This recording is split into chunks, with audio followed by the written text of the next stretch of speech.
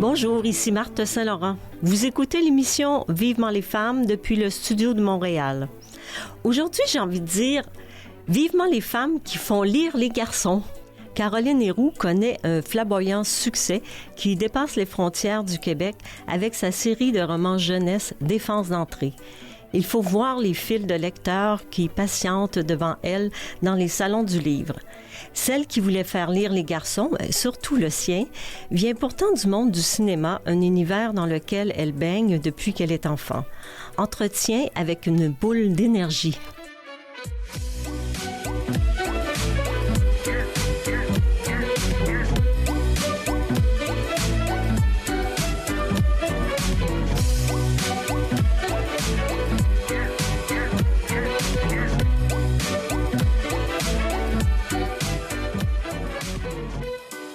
Bonjour Caroline Héroux, bienvenue à Vivement les femmes.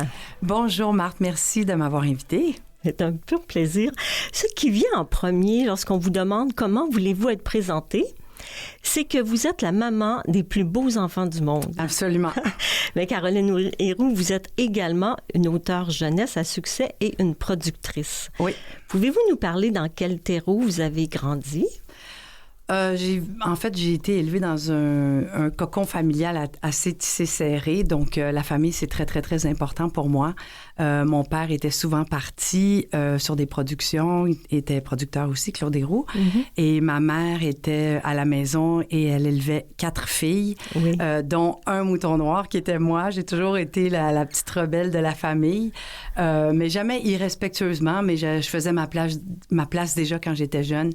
Et puis, donc, ma mère, c'était comme vraiment là, le général de l'armée. On a toujours été élevés là, très, très, très... pas sévèrement, mais ma mère était sévère. On dirait qu'elle compensait. C'est comme si elle jouait les deux rôles. Mm-hmm. Et puis, elle sentait qu'elle avait besoin de... On avait comme un régime un peu strict, mais toujours dans l'harmonie quand même. Oui. Oui. Et vous êtes dans le rang, vous dites on était 4 filles? Oui, 4 filles, je suis la deuxième. La deuxième, oui. D'accord. Est-ce que vous croyez que le rang dans une famille... impact ou est différent au niveau de l'éducation? Ah oui, absolument. De quelle manière? En fait, la manière... Bon, il y a plusieurs aspects.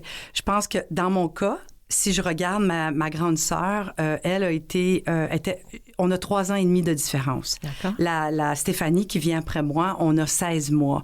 Donc, c'est sûr que j'ai toujours été un peu plus proche de ma sœur Stéphanie que de ma grande sœur. Et je pense que au deuxième enfant, moi j'en ai juste 2, mm-hmm. Donc je sais pas comment j'aurais été avec un troisième, mais j'ai l'impression que les barrières s'assouplissent un peu au fil des enfants. Disons que le premier enfant, on a toujours un peu peur. Puis où on est plus, tu sais, on sait pas à quoi s'attendre, on est un peu plus strict, en tout cas dans mon cas, dans le cas de ma mère. Puis après ça, plus ça va, plus c'est lousse, là, disons. Tu sais, rendu au 4e, je pense que ma mère, elle en avait plein le casque. Oui. Tu sais, OK. Tu sais, il y avait plus de oui que de non à la 4e qu'à la 2e, disons. Comme une espèce une légèreté, en fait, qu'on n'a pas au premier enfant, peut-être? Ben, je pense que c'est l'inconnu. Grave. Oui, c'est ça. Je pense que c'est l'inconnu qui fait vraiment que on est comme ça. Parce que je regarde les grandes familles, c'est souvent ça chez mes amis, là, mm-hmm. de mes amis qui ont plusieurs enfants, plus que 2, disons. C'est un petit peu plus... ils sont plus cool un peu avec les plus jeunes, disons. Et puis, auriez-vous aimé être dans un autre rang? Certainement pas la première, hein, si je comprends. Peut-être la dernière, plus... En fait, je respecte les règlements, les lois. Je suis très obéissante, disons, pour ça.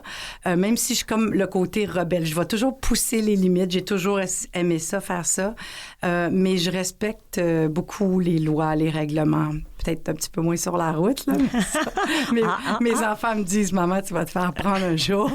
Mais j'exagère pas. Mais ce que je veux dire, c'est que je suis une personne très obéissante. Donc, pour moi, au niveau du rang, moi, je pense que ça m'a servi d'être la deuxième parce que je pense que les enfants sandwich sont toujours ceux qui essayent de se démarquer le plus, on dirait.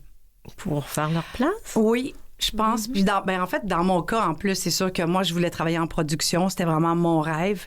Et mon père était producteur, donc je voulais lui prouver que j'étais capable. Donc, j'ai toujours essayé d'en donner plus dans ce sens-là.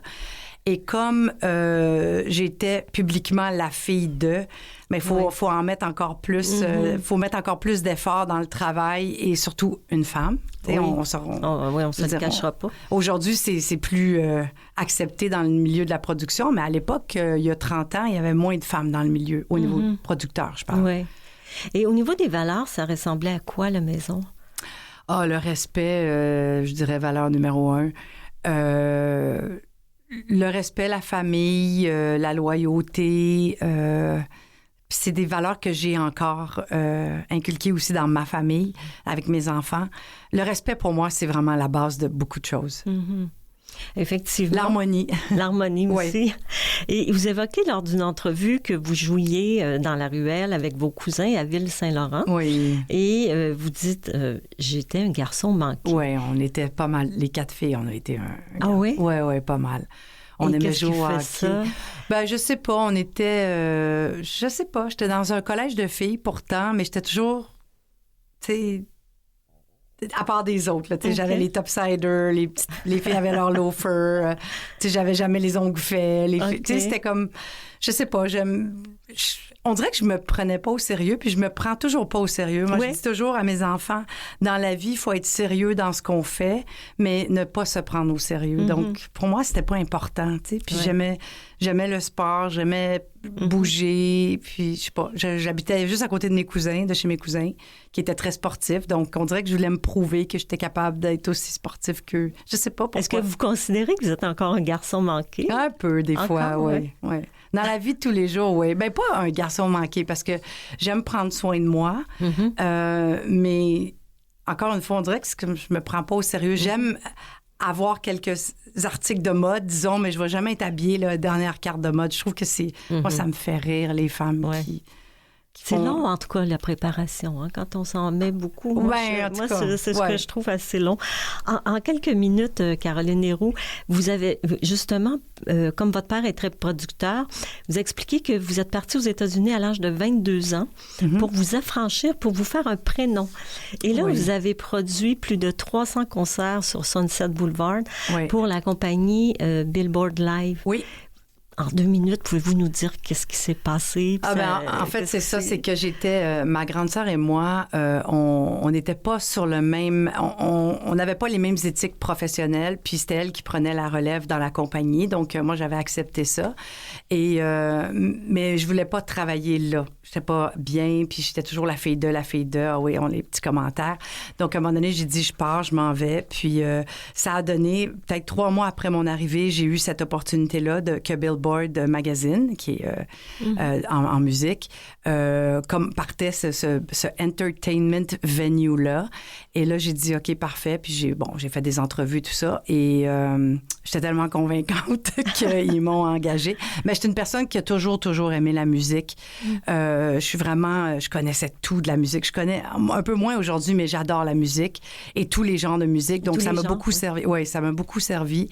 Et donc, c'était une gang de gens qui commençaient aussi vraiment dans ce milieu-là. Donc, on était tous un peu néophytes. Et puis, c'était vraiment génial pendant les 2 premières années que j'ai travaillé là. Mais à un moment donné, la musique, il y a beaucoup de drogue et tout. C'était plus ma réalité. Alors, j'ai décidé de revenir à la maison.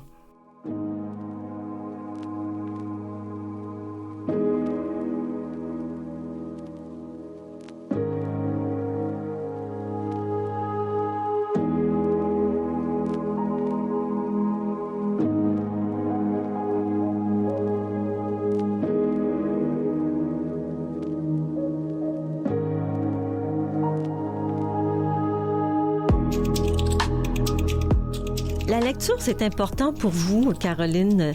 Vous avez dit « j'en fais ma mission ».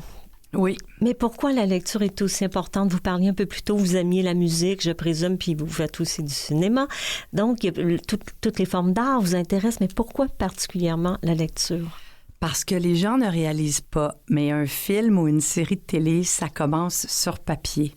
Donc, pour produire un film ou une série de télé, comme je fais, faut lire un scénario. Donc, la lecture a toujours fait partie de ma réalité. C'est ma vie, tout ça. Et à l'extérieur des scénarios, j'adore la lecture. Je lis moins de romans. Honnêtement, j'adore les biographies. Moi, c'est vraiment ça que j'aime.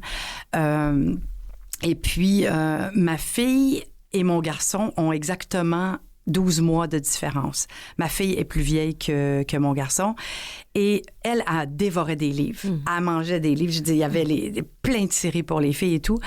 Et mon fils, c'était un petit peu plus difficile. Et à un moment donné, il allait au Mont-Jésus-Marie, à l'externat Mont-Jésus-Marie. Et ils avaient une période de lecture de 15 ou 20 minutes à tous les matins, obligatoire. Puis là, il revenait le soir puis il disait, je sais pas quoi lire. Tu sais, bon. Là, j'ai dit, viens, on va aller chez Renaud-Bré, puis on va regarder les livres, tout ça. Et une heure, puis j'ai dit, je t'achète le livre que tu veux. N'importe quoi, si t'en veux 10, je t'en achète 10. La condition, c'est que tu vas les lire. Ce que t'achètes, tu lis. Et après une heure, il me dit, maman, il n'y a rien qui me tente. Puis là, je dis, voyons donc, ça n'a pas de bon sens. Ouais. Et dans la voiture, pour revenir à la maison, je dis, mais qu'est-ce qui t'aurait tenté? Qu'est-ce que tu voudrais lire? Et là, il me dit, j'aimerais ça lire un livre dans lequel, je sais pas, je suis dedans avec mes amis, puis tout ça. Ah ouais. Et c'est comme ça. Non, il m'a donné l'idée. Là, j'ai dit, écoute, je vais y écrire quelque chose. Fait que je me suis assise dans le lit le soir et je dis à mon mari, je lui écris une histoire parce qu'en tout cas, il est arrivé quelque chose à l'école. Puis je dis, ça ferait une bonne histoire, ça. Et ce que j'ai fait, c'est que j'ai écrit à peu près une 30aine de pages que j'ai fait imprimer. En fait, les défenses d'entrée, juste pour expliquer un peu, c'est que c'est des romans un peu hybrides. Donc, je dis que c'est un roman, c'est entre un roman classique, traditionnel et une BD parce qu'il y a du graphisme, il y a de la couleur. Oui. C'est magnifique. Et ça, en l'écrivant, je faisais les différentes fontes et je le fais encore. C'est très important pour moi parce que ça met l'emphase sur le sentiment du moment, la frustration, la colère, la joie, le bonheur, la tristesse et tout. Et la couleur préférée de mon fils à l'époque, non, pas à l'époque, c'est encore sa couleur préférée, c'est le orange. Donc, je me suis dit, je vais mettre la couleur orange. Et il y avait eu un petit argument avec sa sœur. Là, on se ramène à... Il y avait 10 ans, là. Oui, bien sûr. Et là, il avait dessiné une tête de mort, comme probablement plein d'enfants dans le monde ont fait dans leur vie. Et il avait écrit défense d'entrée, puis il avait collé ça sur sa porte et il avait écrit interdit aux filles parce qu'il voulait pas que sa sœur entre dans sa chambre. Moi, j'ai décidé d'être un petit peu plus politically correct. Je me suis dit, je vais écrire réservé aux garçons. C'est un petit peu plus politically correct, comme je disais. Et donc, ce soir-là, j'ai fait ça. J'ai écrit les 32 pages et j'ai fait comme une page couverture avec une tête de mort que j'avais downloadée de l'Internet. Puis d'où les couvertures. Oui, c'est ça. C'est vraiment venu. De là, oui, exactement. Et le lendemain matin, je lui ai dit, tiens, je t'ai écrit une petite histoire. Lis ça ce matin dans la période de lecture. Et il est revenu le soir super heureux, enthousiasmé. Il me dit, maman, c'était tellement bon l'histoire. Qu'est-ce qui se passe après? Et là, moi, j'avais pas prévu le coup. J'ai dit, il se passe rien. Et c'est là qu'il m'a dit, non, mais t'as oublié de parler de ça, t'as pas dit ça, t'as pas fait ça. Puis j'ai fait, oh my God, OK. Et de là est née la collaboration avec mon fils. Oui. Et ça, c'est pour les enfants de 9 à 12 ans, c'est ça? De 9-12 ans, oui. Les garçons, majoritairement. Oui. Et après, on verra, vous en avez fait aussi une série pour les filles. Oui. Et le tome 14, c'est votre dernier et vous dites que c'est votre préféré parce qu'il est le plus émouvant. Alors, il est question de la mort. Oui. Moi, j'ai lu ça. Sérieusement, j'ai pleuré. Ah oui? Oui. J'ai pleuré parce que c'est tellement ça. Oui. Hein? On est en plein là-dedans. Et vous dites, il ne devrait pas y avoir de sujet tabou avec les jeunes. La mort fait aussi... faut faire comprendre aux jeunes que ça existe. Quel événement? Parce que vous avez dit également en entrevue que toutes les histoires, c'est des histoires vraies. Dans le fond, vous n'avez rien inventé. C'est des choses qui se sont produites que vous avez vécues soit dans la famille ou qui est arrivé dans vos proches. Quel est l'événement qui vous a inspiré, justement, qu'on parle de la mort? En fait, c'est un sujet que j'avais jamais abordé. Et on parle de tabou et de faire attention et tout, mais quand on regarde, là, les jeunes aujourd'hui sont tous sur les réseaux sociaux. Il n'y en a pas de tabou. Il n'y en a pas. Alors, pourquoi nous, en tant qu'auteurs, on devrait s'en mettre? Et je pense que j'étais rendue à un point où je me disais, mes lecteurs sont prêts à être capables de gérer ou de digérer cette histoire-là. Et je voulais pas tomber dans le cliché d'un grand-parent, un chien. Tu sais, j'avais le goût de vraiment faire quelque chose de plus différent, en fait. Et ça vient vraiment de nulle part, je trouve, dans l'histoire. On le sent venir un peu, mais tu sais, c'est vraiment... Je sais pas, je trouvais ça le fun de voir que Charles-Olivier, mon personnage, développe cette relation-là avec son professeur, puis...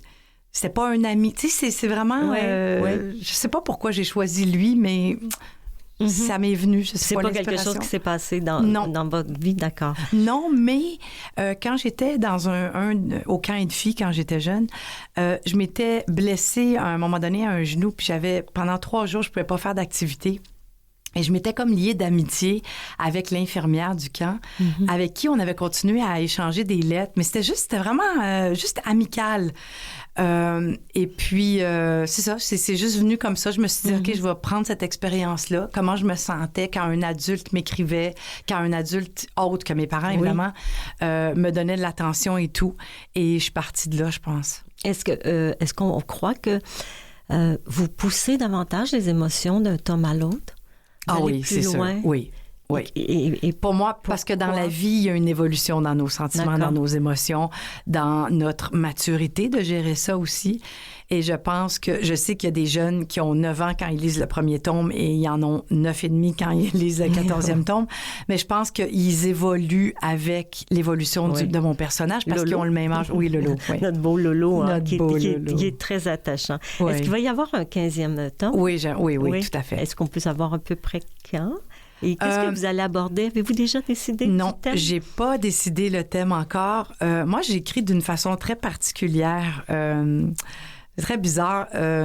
En fait, c'est qu'un roman va me prendre 3 semaines à écrire, mais je l'ai mijoté dans ma tête pendant plusieurs mois. Donc, tant que j'ai pas toute l'histoire dans ma tête, je suis pas capable de le coucher sur papier. D'accord. Je vais jamais m'asseoir devant l'ordi en ne sachant pas. Non, jamais. Jamais. Et vous avez fait aussi, comme je disais un peu plus tôt, Défense d'entrée filles. Oui. Et là, vous êtes rendu au 5e tome. Le 5e tome, le 6e va sortir au printemps. Au printemps, exactement. Et puis, est-ce que c'est plus facile, votre fille collabore ou a collaboré? Elle a collaboré beaucoup, les 4 premiers tomes, oui. Okay. Malheureusement, elle habite plus avec nous, donc c'est un petit peu... elle est à l'extérieur de la ville. C'est un peu plus compliqué des fois, surtout que là, elle est dans un décalage horaire. Elle habite à Monaco, donc c'est 6 heures. Donc des fois, tu sais, c'est pas facile. Oui. Mais la collaboration m'a beaucoup aidée au début pour comprendre les points de vue. Et pour moi, c'était très important de ne pas être une adulte qui essaie d'écrire pour les jeunes. Et c'est pour ça que le point de vue de mes enfants a toujours été très, très, très important. Est-ce que c'était plus facile de travailler avec votre fils ou avec votre fille? C'était facile avec mon garçon parce que il posait moins de questions. Il était plus innocent. Ma fille, elle avait 16 ans. Okay. Charles-Olivier en avait 10. Et Catriona était beaucoup plus consciente. Qu'elle aidait ou qu'elle contribuait. Oui.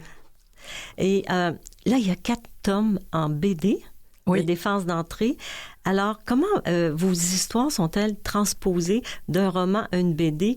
Et d'où viennent les créateurs de BD? Au début, en fait, je voulais pas faire de BD parce que le but de faire des romans pour les jeunes garçons qui aiment pas la lecture, c'était justement pour les éloigner de la BD. Mais à un moment donné, notre éditeur en France nous avait dit, écoutez, on aimerait ça faire une BD. La BD, c'est populaire et tout. Donc, j'ai accepté. Mais je pense encore que les romans sont meilleurs. Parce que c'est comme juste des bribes d'histoire dans la BD. Il n'y a pas comme tout l'arc dramatique, on dirait. Ça passe trop vite. Et croyez-vous que les lecteurs des romans achètent les BD? Il y en a beaucoup, Est-ce que c'est les mêmes lecteurs? Il y en a que oui. Mais c'est sûr que les jeunes qui sont pas encore au roman vont préférer les BD. Et vous avez fait un seul roman adulte qui a été publié en 2012 et qui s'appelle, j'adore le titre, Un coin de paradis. Oui. Est-ce que vous avez d'autres projets pour les adultes? En fait, la vérité, c'est que j'ai un 2e roman que j'avais commencé pas longtemps après. Et j'étais rendue, je vous dirais, là, à la moitié du roman. Et il est sur les tablettes depuis 9 ans parce que là, les défenses d'entrée m'ont pris tellement de temps depuis 9 ans que, c'est ça. Je vais m'y remettre un jour parce que j'aime beaucoup écrire pour les adultes. Et c'est vraiment une écriture différente. Ah oui, absolument. Oui. Est-ce qu'on peut avoir une idée un peu du thème? Oui, ça se passe à l'École du Cordon Bleu à Paris. Ah là! Oui. OK. Ouais, j'aime beaucoup la nourriture. Oui, oui. J'en connais d'autres aussi qui aiment beaucoup la nourriture. Et est-ce que vous avez une idée de la parution? Non. Non, pas du tout. Non. Vous passez un peu les défenses d'entrée avant. Oui, parce que les jeunes, ils restent loyaux. Oui, c'est ça. Puis là, comme là, on vient de passer le Salon du livre et malheureusement, j'ai pas pu sortir le tome 6 pour des raisons personnelles, mais il va sortir au printemps. Puis je voyais l'engouement des jeunes filles. Là, ils ont très hâte au printemps, donc il faut que je finisse ça.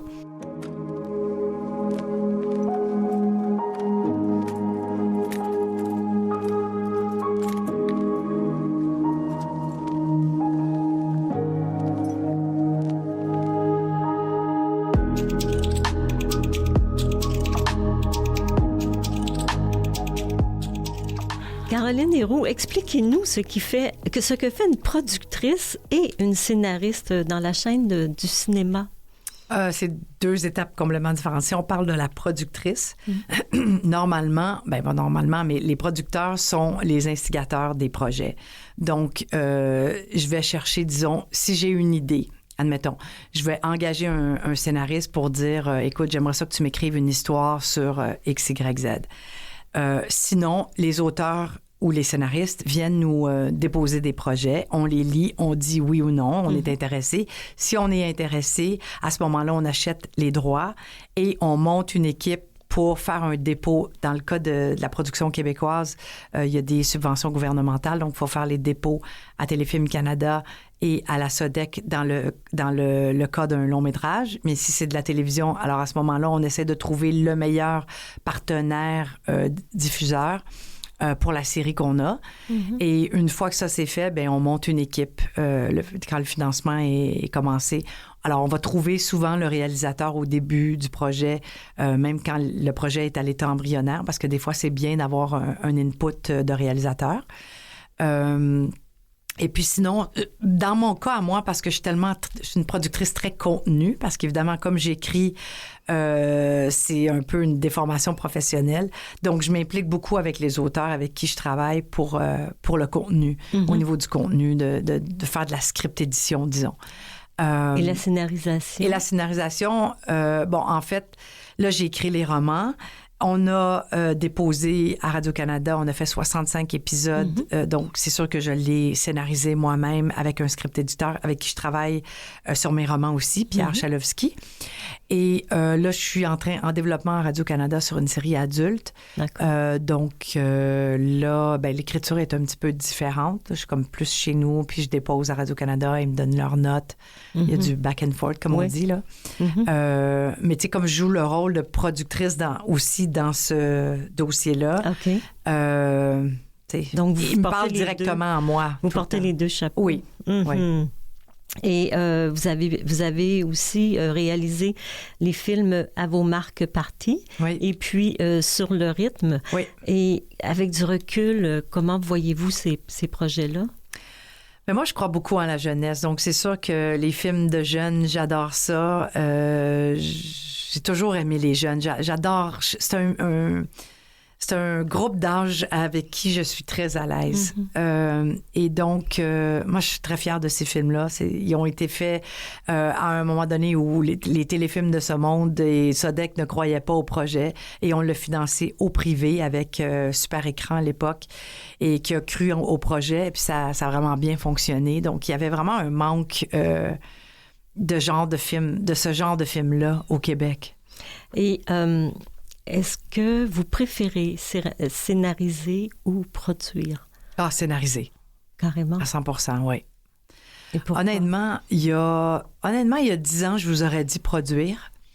Parce que la production, c'est drôle, j'en parlais tout à l'heure, c'est très physique, c'est très demandant. Puis moi, je suis une personne entière, je suis une personne passionnée. Je fais pas les choses à moitié. Donc, pour moi, si je demande à mon équipe de se lever à 5 heures du matin, 4 heures du matin, 3 heures du matin pour être sur le plateau de tournage, en tant que productrice, je vais être là, moi aussi. Je me suis toujours impliquée sur le plateau, toujours en respectant le fait que mon rôle était très différent de celui du réalisateur. Mais c'est important pour moi que les gens de l'équipe sachent que j'étais là. Et donc, ça ça fatigue au fil des ans. C'est très drainant pour même sur le corps, physiquement et tout. Donc là, maintenant, je laisse la place aux autres pour la production. Je m'éloigne un petit peu plus. Ouais. Et pour, si on revient à Défense d'entrée, est-ce qu'il va y avoir une suite de ce que vous avez fait? Est-ce que ça va sortir... Vous voulez dire à la télé? Oui. Est-ce que aussi ça va sortir, ça va aller au-delà des frontières? Ces séries-là qui ont déjà été faites. Là, vous parlez des livres ou de la... Non, les séries télé? Toujours, oui. C'est sûr qu'on aimerait des ventes internationales, mais je ne sais pas si dans le jeunesse comme ça, c'est très vendeur. Honnêtement, on n'a pas essayé de le vendre à l'international. Non, c'est très local, très national, disons. À quel projet travaillez-vous actuellement et est-ce que vous travaillez parfois avec votre conjoint producteur Christian Larouche? On a travaillé beaucoup dans le passé. Là, je vais développer un film avec lui, un film jeunesse encore. Mais là, il m'engage dans ce cas-ci. Ah bon? Oui. Il voulait il voulait la scénariste et non la coproductrice. D'accord. Donc, je suis en train de développer un long métrage avec lui. On travaille très bien ensemble, Christian et moi. On est très complémentaires et puis on s'entend bien aussi. Des fois, c'est sûr qu'il y a un petit peu de friction comme dans n'importe quoi. Là. On est deux gens très passionnés. Donc, on tient des fois à notre point. Oui. Mais sinon, ça a toujours bien été. Il respecte mon travail, je respecte son travail. On est, comme je vous dis, on est complémentaires, donc c'est parfait. Et vous êtes capable, c'est ça, de faire la différence entre la vie de couple et la vie professionnelle? On se le rappelle. Ça à la maison? On le ramène à la maison, mais on se rappelle souvent, on se le dit, là, regarde, on va en parler demain. Ah oui, OK. Oui, parce que des fois, ça... Oui, c'est intense. Ça peut, oui. C'est comme à temps plein. Oui. Et est-ce que vous pouvez nous parler un petit peu du... Et je veux juste dire, mes enfants aussi nous ont souvent ramenés à l'ordre. Là, on est dans un souper de famille, on va pas parler d'affaires. Ah, wow! Ouais. OK. Ouais. Donc, ça arrivait parfois quand même. Oui. Et est-ce que vous pouvez nous parler un peu du sujet de ce film-là? Ah oui, bien, en fait, c'est un Défense d'entrée. Okay. Ça fait plusieurs années que Christian m'achalait avec ça. Encore une fois, il manque des films de jeunes et familles au cinéma québécois, je parle. Et puis, on le voit, là, ça fonctionne partout dans le monde, les films familles. Donc, il n'y a pas de raison que ça ne fonctionne pas au Québec. Et donc, je suis là-dessus, là, je vais plancher là-dessus. J'ai déjà toute l'idée, tout ça, ça me travaille depuis plusieurs années. Là, donc, est-ce qu'on a une idée de la date de sortie? Ah non, ça, faut passer par les institutions. Ça peut prendre quelques années. Donc, 1, 2, 3 ans peut-être.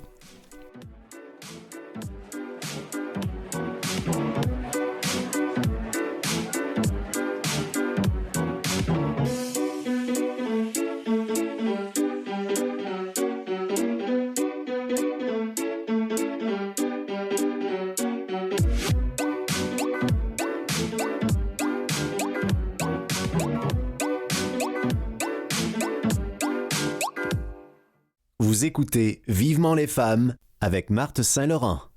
Je suis en compagnie de l'auteure et productrice Caroline Héroux. Vous êtes une grande travaillante, une femme énergique, capable d'abattre beaucoup de travail. À quelle source d'énergie êtes-vous branchée? C'est une très bonne question.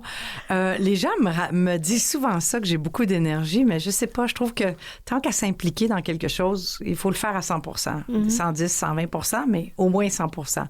Et c'est sûr qu'il y a des fois où je suis fatiguée, mais je sais pas, j'ai vraiment beaucoup d'énergie. Je dors bien. J'ai un mode de vie assez simple. Je suis pas beaucoup au restaurant. Je suis pas beaucoup dans les soirées. Je suis pas très... je suis un peu antisociable. Ah oui? Ben oui, un peu. J'aime passer du temps avec mes amis, mes vrais amis, qui sont tous des amis de longue date. Mais je suis pas très soirée mondaine, disons. Vous les fuyez un peu, peut-être? Je les fuis pas, mais je fais pas exprès non plus pour... Non. Vous gardez votre énergie? Oui, exactement. Non, puis je sais que des fois, on peut... il y a des mauvaises influences. C'est quand on se met à... C'est peut-être mon expérience en Californie, à Los Angeles, qui m'a appris ça, que des fois, quand tu essaies de vivre à 100 000 à l'heure le soir, bon, il y a la drogue, il y a l'alcool, je sais pas, on dirait que c'est pas un monde qui m'attire. On a trop à faire le jour, trop de beaux moments à passer en famille, avec les amis, tout ça. Aller dans la nature, profiter de la vie, plus que, je sais pas. Oui. Moi, je suis une lève-tôt en plus. Ah oui? Oui. Ouais. À quelle heure vous voulez? Je me lève... avec Christian, là, c'est plus difficile, mais je suis à 5h30, 6h, là, c'est mon... Ah oui? Ouais. Carrément. Je me réveille, après ça, je vais... Bon, là, maintenant, on a un chien, on a le frileux. Le frileux, oui. On va en donc, parler du lui, frileux. je le promène toujours vers 7h, mais souvent, je vais avoir fait ma course le matin avant. Dépendamment de la saison aussi, parce qu'avec la température, des fois, ou la noirceur, tout ça, je suis un peu peureuse de courir le matin quand il fait noir. Oui, je vous comprends. Peur surtout de me faire frapper, disons, plus que de me faire attaquer. OK. Pardon. Et, mais donc, l'horaire change au fil des mois, mais normalement, c'est ça. Est-ce que vous êtes plus solitaire ou... Je suis très solitaire, oui. Très solitaire. Ouais. Ça va mieux pour créer, peut-être? Oui, mais j'adore être en gang aussi. C'est vraiment... Je pense que chaque période a ses moments, on dirait. J'ai besoin de concentration, j'ai besoin d'être seule pour me concentrer pour écrire. Mais quand je suis en famille ou avec mes amis, je suis toute là aussi. Et la mise en forme, c'est important pour vous? Ben oui, moi, j'ai perdu 60 livres dans les... Pour vrai? Oui, j'ai eu un accident de cheval il y a plusieurs années puis qui m'a arrêté un petit peu dans mon activité physique. Et en tout cas, pour faire une histoire courte, j'ai recommencé à marcher avec frileux. J'ai commencé à marcher. J'ai été voir un chiro. Ma commotion cérébrale n'avait pas été réglée comme il faut. Puis en tout cas, finalement, je me suis guérie il y a 4 ans déjà de ça. Et avec le chien, je commençais à marcher 1 kilomètre, 2 kilomètres, 3 kilomètres. Puis là, je ramenais le chien à la maison. Puis là, il me semble que j'aurais fait un 2 kilomètres de plus. Donc là, je repartais sans le chien. Puis là, à un moment donné, il me semble que je courais. Fait que là, je courais 5 kilomètres par jour, en fait. 5 kilomètres? Oui, j'ai fait un demi-marathon. Ah, oui. Ben là, à cause du déménagement, à cause on a eu un dégât d'eau à la maison, j'ai un peu arrêté parce que la fatigue s'est un petit peu abattue sur moi. Un déménagement, ça 3 déménagements en 5 mois, c'est beaucoup aussi. Et donc, j'ai un petit peu moins couru, mais ça me manque. Oui. Donc là, j'ai recommencé. Je suis descendue comme je courais 7 matins ou 6 matins par semaine. Et là, je suis rendue peut-être à 3 matins semaine, mais je vais recommencer là, tranquillement. Donc, vous voyez, vous avez constaté absolument un peu d'inactivité par obligation. On s'entraîne. Ah oui, c'est tellement bon pour la santé mentale. Oui, exactement. Pas juste physique. C'est les ça, gens, c'est vraiment important. Ça roule mieux dans notre tête. On est moins Et même, je vais aller plus loin. Stressé. L'entraînement extérieur est encore meilleur parce que, tu sais, l'hiver, il y a des journées où, disons qu'il y a eu de la pluie, tu sais, verglaçante des fois, ou les trottoirs. Je suis tombée une fois, puis c'est comme je vais plus retourner quand il y a moyennement un risque, là, où je me blesse. Et j'ai un tapis roulant à la maison. Oui. Mais c'est pas le même entraînement. Non. C'est comme, même si c'est la même chose, je me l'apporte ça, c'est pas la même chose que d'avoir l'air pur. Ben, l'air pur, oui, en ville. Oui, mais l'air frais, là. C'est ça. Ouais. L'air pur de la ville. Oui, exactement. Et est-ce que vous avez connu des échecs dans votre carrière, Caroline? Sûrement. Parce qu'on vous regarde aller, tout vous sourit, vous réussissez tout ce que vous entreprenez. En tout cas, de l'extérieur, c'est ce qu'on voit. Je suis une personne très peureuse. Et donc, souvent, je vais jamais... Autant les gens me disent « t'es fonceuse », autant je ne vais jamais foncer si je ne suis pas certaine de mon coup. Donc, tu sais, échec. Les Avomark Party ont été complètement démolis par la critique, mais au niveau du box-office, au niveau des jeunes, tout ça. Alors, je sais pas, est-ce que c'est un échec? Moi, je pense pas, parce qu'en bout de ligne, le film a connu un gros succès. Mais au niveau des critiques, je suis pas la personne la plus aimée parce qu'on fait des films commerciaux, puis au Québec, c'est pas bien vu dans l'intelligentsia, là. Et donc, pourquoi c'est comme ça? Je sais pas, c'est du snobisme, je crois. Je pense que les films popcorn, disons, sont pas bien vus dans les... Je sais pas, honnêtement. Pourtant, c'est ceux qui plaisent au public. Oui, voilà. Mais je sais pas. Donc, pour répondre à la question des échecs, c'est sûr que j'en ai eu, mais dans mes gros projets, je me suis rarement lancée dans un projet si j'étais pas à 100% sûre que ça allait réussir. C'est très intéressant parce qu'on ne le voit pas, hein, tout ça de l'extérieur. Ouais. Et dites-moi, vous avez dit j'ai évolué dans un monde d'hommes. Oui. J'étais la fille de. Oui. Longtemps, ça m'a mis mal à l'aise. Oui. Qu'est-ce que vous recommandez aux femmes qui veulent créer leur vie? Qu'est-ce qu'il faut pour avancer et se réaliser? Avancez et réalisez-vous sans vous soucier des autres. C'est vraiment... Il y a certaines fois où j'aurais pas dû écouter... tu sais, des fois, Ah oui, on sait bien, toi. Tu sais, les commentaires négatifs, là, ça m'a miné, ça, dans le passé. Puis à un moment donné, encore une fois, quand je suis partie à Los Angeles, je suis revenue quand j'étais certaine de mon coup. Puis depuis ce temps-là, les critiques ne vous affectent plus? Non. Je les lis même pas, honnêtement. Pour vrai? Oui. Vous faites bien. Oui, parce que ça change rien en bout de ligne, non. Honnêtement. Et vous avez dit aussi l'égalité forcée, ça me fait sortir de mes gonds. Oui. Une femme est capable de faire sa place dans la société sans qu'on lui fasse de faveur. Oui. Est-ce que c'est lié à votre expérience personnelle que vous dites ça? Ah, je pense que c'est juste dans ma personnalité. Oui. Je pense que... Oui, peut-être. J'imagine à quelque part. Mais oui, moi, quand je me fais dire il faut que tu signes un papier à Téléfilm Canada pour dire que tu vas engager autant d'hommes que de femmes, que de de diversité, les ethnies, les diversités ethniques et tout ça... Ça me gonfle, comme on dit. Oui, parce que vous êtes vous considérez capable de juger vous-même. Oui, puis en plus, c'est qu'au Québec, moi, je regarde mon fils, ils sont un groupe de 13 garçons, mais sur les 13, il y en a 9 asiatiques. Donc, je pense que c'est naturel aujourd'hui. C'est même plus, mon Dieu, il est chinois, il est japonais, il est coréen, il est Donc, ça haïtien. devrait plus exister, ce truc. Mais non, mais c'est sûr qu'il faut, on respecte les... Oui. Moi, nous autres, il y a beaucoup de trucs, tu sais, j'ai le meilleur ami de mon fils est chinois, puis il m'a rapporté un set de thé de la Chine, puis je suis toute excitée à chaque fois que je bois mon thé, parce que je me dis, oh wow, c'est vraiment cool. Donc, on respecte les religions, on respecte les habitudes de chaque personne, mais je veux dire, ça reste que c'est des Québécois. Puis moi, je trouve que c'est très enrichissant d'apprendre sur les différents pays et tout. Je pense qu'on n'est pas obligé de se faire imposer. Puis aujourd'hui... En tout cas, c'est comme je trouve qu'on ostracise encore plus les gens en essayant de les inclure. C'est ça qui me frustre.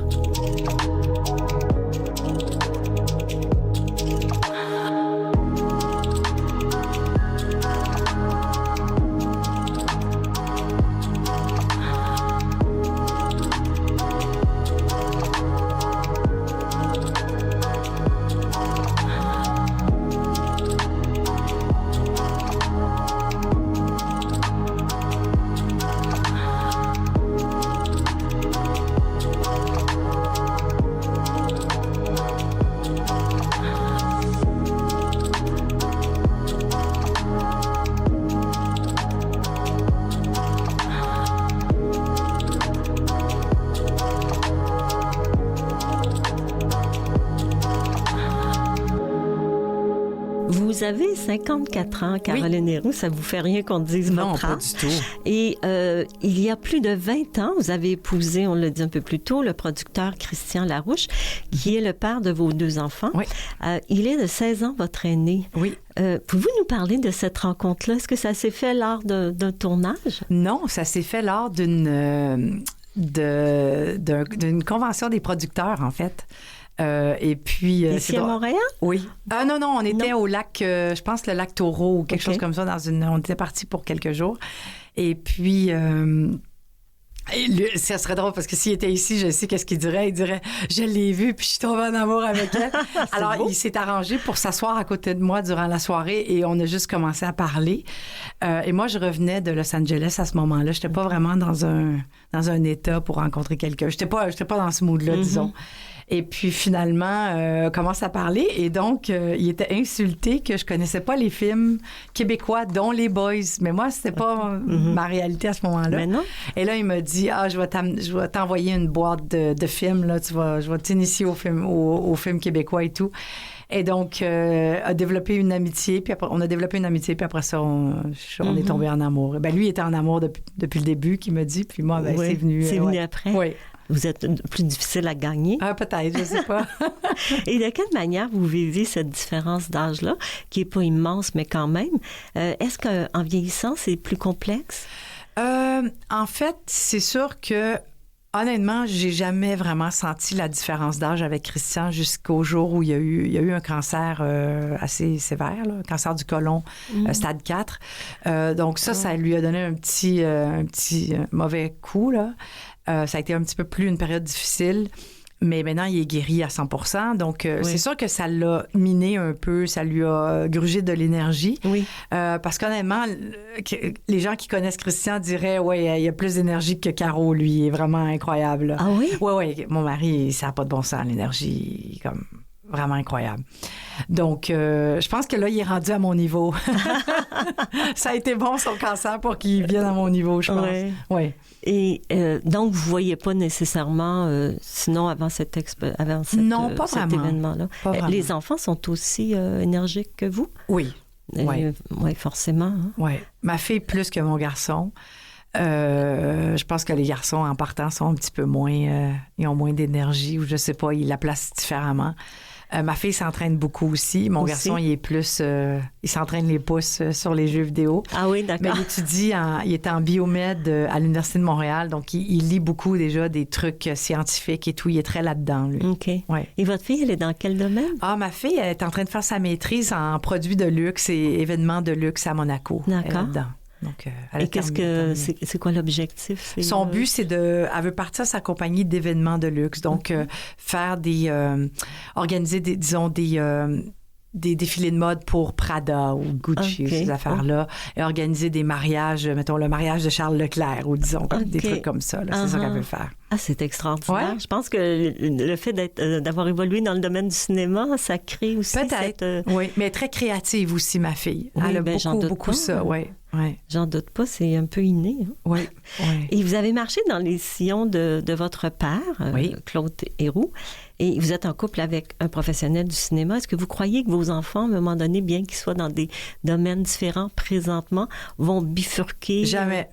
Ah bon? Non, ils veulent rien savoir. Rien? Non, rien, ni l'un ni l'autre. Est-ce que vous savez pourquoi? Non, je pense que c'est juste que le milieu du cinéma est rendu de plus en plus difficile au Québec. À quel niveau? Il y a beaucoup de demandes, beaucoup de producteurs, beaucoup de gens qui s'improvisent producteurs et tout. Et je pense qu'aujourd'hui, il y a beaucoup de gens qui font pas ce métier-là pour les bonnes raisons. Oui. Ils voient plus le glamour, l'argent, je sais pas. Mes enfants, autant, ils aiment beaucoup le cinéma, ils aiment aller au cinéma, ils aiment des fois, ils venaient sur les plateaux de tournage et tout. Ils sont pas... Mon fils, c'est vraiment... Il veut être médecin, il veut être chirurgien, c'est ça qu'il veut. Ma fille, elle est trop globe-trotter, elle veut... Voyager. Ah oui, elle voyage beaucoup. Elle étudie à New York pour faire son bac. Ensuite, là, elle est à Monaco. Elle a fait un semestre at sea où ils ont visité 14 pays. C'est ça, nous, Christian et moi, on est des adeptes des voyages. Donc, on a toujours fait voyager les enfants. On a fait beaucoup de voyages quand les enfants étaient jeunes et elle a vraiment pris goût à ça. Oui. Donc, est-ce qu'il y a un voyage qui vous a marqué de tous ces voyages-là? De famille? Oui. Parce qu'un voyage seul, c'est les Galapagos. Oui, ça c'est. Mais un voyage de famille, il y en a eu plusieurs pour des raisons différentes, mais on a eu beaucoup de plaisir en Écosse. En Écosse? Mais pas autant pour les paysages que pour ce qui nous arrivait. C'était un voyage... mes enfants étaient plus vieux, ils avaient déjà 17, 18 ans. C'était vraiment... C'est une autre forme de voyager que, mettons, quand on est allé aux îles Canaries, il y en avait 8 ans, 9 ans. C'est pas la même chose. Non, c'est vraiment différent. Oui, on vit les expériences différemment. Oui, et ça devient aussi plus vieillisse, je présume, des relations égal à égal entre adultes. Oui, tout à fait. Oui. Les conversations sont différentes, les expériences sont différentes. Il y a des trucs qu'on peut pas faire avec des enfants de 8-9 ans en voyage versus, quand ils sont plus vieux. Oui. Et à cette belle famille-là, c'est ajouté, on en a parlé un peu plus tôt, Frileux. Oui. Alors, il est dans vos séries Défense d'entrée et Les Pareils. C'est un beau berger anglais et vous l'avez adopté. Est-ce que c'était la famille qui voulait un chien ou c'était la production télé qui en voulait un? Alors, l'histoire est que je déteste les chiens. J'ai peur des chiens et j'avais juré que jamais dans ma vie, je n'aurais un chien. Comme quoi? OK? Premièrement. Et donc, ce qui est arrivé, c'est que quand mon personnage de Lolo, dans les livres, au début, tout début, la première fois où il est triste, je sentais qu'il manquait quelque chose dans le roman et j'ai ajouté un chien. Et là, j'ai fait des recherches sur quel chien est docile, obéissant, est bon pour les enfants et tout ça. Et les bergers anglais ne cessaient de revenir sur... Là, je me suis dit, OK, ça va être un berger anglais. Et donc, Frileux a existé dans mes romans avant d'exister dans la vie. Et donc, à chaque fois que mon personnage de Lolo est triste ou même quand il est content, il va partager sa joie ou sa tristesse avec Frileux, qui est un gros toutou dans le fond, puis c'est de la laine. Alors, il est encore chaud. Tu sais, il est chaud, puis il est cuddly, comme on dit. Oui. Et donc, moi, j'ai toujours tenu mes promesses. Quand je fais une promesse à quelqu'un, j'ai jamais... toujours tenu mes promesses. Et j'avais dit à mes enfants... Je vous promets un jour que si on fait la série télé, parce que mes enfants me demandaient un chien, puis tout ça, puis je voulais pas. Je dis non, moi j'ai peur des chiens. Puis oui, mais t'en as mis un dans les romans. Mais j'en veux pas quand même. Et ils m'ont fait promettre à un moment donné, maman, si on fait la série télé ou un film, est-ce que on peut... Et le premier soir, quand je suis arrivée à la maison et j'ai dit, les enfants, Radio-Canada veut faire la série, une demi-heure après, ma fille avait contacté Joanne, l'éleveur des bergers anglais. Elle m'a dit, maman, elle nous attend dimanche. J'étais comme, pardon? Elle m'a dit, tu nous as promis. Et dans la tête de mes enfants, ils savaient que parce que je leur avais promis, on allait avoir un chien. C'était même pas, la question se posait pas. Ouais. Et j'ai tenu ma promesse et je suis en amour avec mon chien. Ben oui, il va marcher avec vous tous les matins. Tous les matins. C'est moi, c'est mon chien. Il a changé votre vie? Ah oui, complètement. Oui. Ah oui, complètement. Complètement. Je sais que c'est pas évident parfois d'avoir des chiens ou un animal de compagnie et tout. Mais ça change. Oui, parce que c'est demandant. Matin, soir, faut que matin, soir, midi, dans mon cas, parce que mais je trouve que pour ma santé physique, pour ma santé mentale, mais même émotivement, le chien était là quand Christian a eu son cancer. Et la zoothérapie, je sais pas, ça a été tellement bénéfique pour toute la famille. Ah oui? Ah oui, ça a Qu'est-ce que ça lui a apporté, vous croyez? Je sais pas, c'était juste apaisant. Oui. T'sais, on dirait qu'on revenait toujours à regarde. Le chien, lui, il sait pas, mais il comprend, il ressent nos émotions. Voilà. Il ressent les émotions, les chiens. C'est vraiment... on me dit que les chats aussi, mais bon, moi, je parle du chien. Oui, c'est vrai. Moi, j'ai un chat, effectivement. Mais donc, en tout cas, je sais pas, ça nous a beaucoup aidé, toute la famille, à passer à travers ça.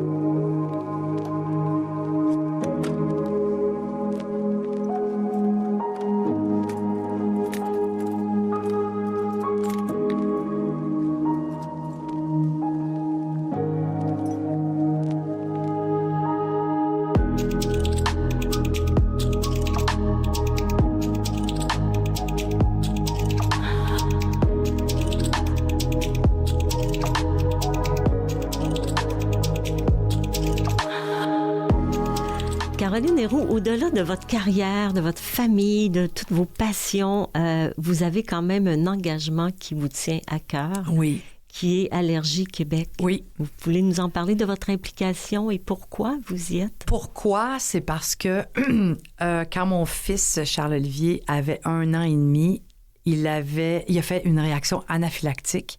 On n'avait jamais... Moi, je connaissais pas les allergies alimentaires du tout.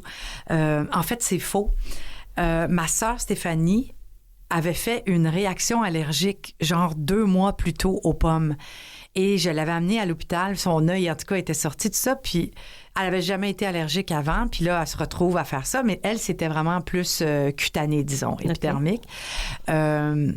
Et là, on était chez Costco, pour pas le nommer. Et, tu sais, le samedi, des fois, ils offrent des petits trucs. Ils font goûter des trucs. Donc là, mon Christian a donné à Charles-Olivier un petit morceau de muffin aux dattes et noix. OK, et là, notre fils a commencé à tousser. Bon, OK, il y avait rien de... Là, à un moment donné, il est venu, il y avait des petits boutons dans le dos, puis il se grattait, puis là, il pleurait. Puis là, à un moment donné, là, j'ai fait « Oh my God! » Et là, son œil a enflé. Et c'est là que j'ai allumé. J'ai dit « OK, il est en train de faire une réaction allergique anaphylactique et on est arrivé juste à temps à l'hôpital. Ils me l'ont pris des bras, ils l'ont réanimé. Ah non, ça a été... Puis tu sais, il y avait 1 an et demi, là, il était pas vieux. Et ça a été assez traumatisant pour moi.